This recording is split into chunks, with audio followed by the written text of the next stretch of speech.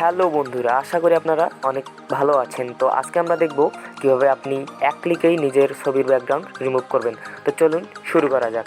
তো শুরুতেই চলে আসবেন প্লে স্টোরে আসার পরে সার্চ করবেন, এখানে সার্চ বারে এসে সার্চ করবেন ব্যাকগ্রাউন্ড ইরেজার লিখে। তো এখানে ব্যাকগ্রাউন্ড ইরেজার লিখে সার্চ করার পরে নিচে স্ক্রল করবেন। স্ক্রল করার পরে এখানে ব্যাকগ্রাউন্ড ইরেজার ফটো এডিটর নামে অ্যাপসটি পেয়ে যাবেন। এখান থেকে অ্যাপসটি ডাউনলোড করে নেবেন। তো অ্যাপসটি ডাউনলোড করে নেওয়ার পরে চলে আসবেন অ্যাপসের ভিতরে। তো আমরা অ্যাপসের ভিতরে চলে আসতেছি। অ্যাপসের ভিতরে আসার পরে আপনারা এখানে দেখতে পাবেন রিমুভ ব্যাকগ্রাউন্ড নামে একটি বাটন দেওয়া আছে উপরে। তো নিচে আরও অনেক অপশন দেওয়া আছে, অপশনগুলো আমি এখন দেখাচ্ছি না। তো শুরুতে আমরা এখানে যে বাটন আছে রিমুভ ব্যাকগ্রাউন্ড নামে, এই বাটনে ক্লিক করব। এখানে ক্লিক করার পরে আপনাকে আপনার গ্যালারির যে ইমেজগুলো আছে ওইখানে নিয়ে আসবে। তো আপনি যে ইমেজের ব্যাকগ্রাউন্ড রিমুভ করতে চান সেই ইমেজটি এখান থেকে সিলেক্ট করবেন। তো আমি শুরুতে যে ইমেজটা আছে এইখানে এটা সিলেক্ট করতেছি। এটা সিলেক্ট করার পরে দেখবেন মাত্র 3 সেকেন্ডের মধ্যে আপনার ইমেজের ব্যাকগ্রাউন্ড রিমুভ হয়ে গেছে। তো এই যে দেখতে পাচ্ছেন আমাদের মাত্র 3 সেকেন্ডের ভিতরে ছবির যে ব্যাকগ্রাউন্ড ছিল সেই ব্যাকগ্রাউন্ডটি রিমুভ হয়ে গেছে। তো নিচে এখান থেকে আরও অনেক অপশন দেখতে পারবেন। এখান থেকে আছে প্রিসেস, তারপর আছে কুইক এআই।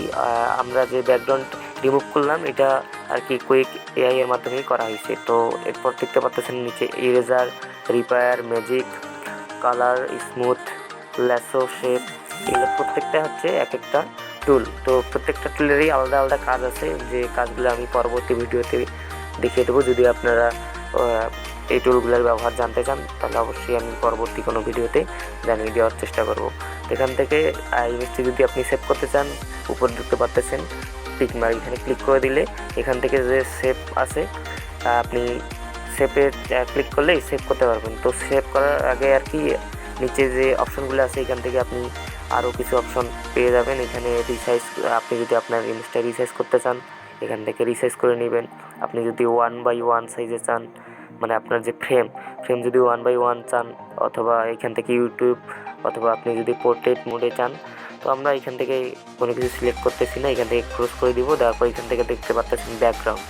তো ব্যাকগ্রাউন্ডে ক্লিক করার পরে দেখবেন এইখান থেকে আপনি যদি আপনার নিজস্ব কোনো ব্যাকগ্রাউন্ড অ্যাড করতে চান এখান থেকে অ্যাড করতে পারবেন। এখানে এই যে দেখতে পাচ্ছেন শুরুতেই ছবির এই যে আপনার গ্যালারির অপশনের উপরে ক্লিক করবেন। গ্যালারির উপরে ক্লিক করলে দেখতে পারবেন আপনাদের নিজস্ব যে মোবাইল ডিভাইসে যে গ্যালারির ফটোগুলো আছে সেগুলো এখানে শো হবে। তো আপনি যেটা চান সেটা অ্যাড করতে পারবেন। আমরা অ্যাড করতেছি না এই মুহূর্তে।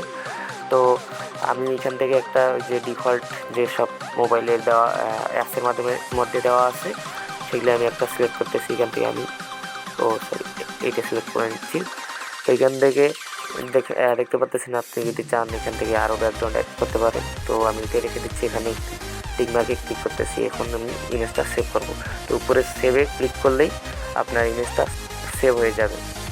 তো এই ছিল আজকের ভিডিও। আশা করি ভিডিওটি আপনাদের অনেক হেল্প করবে।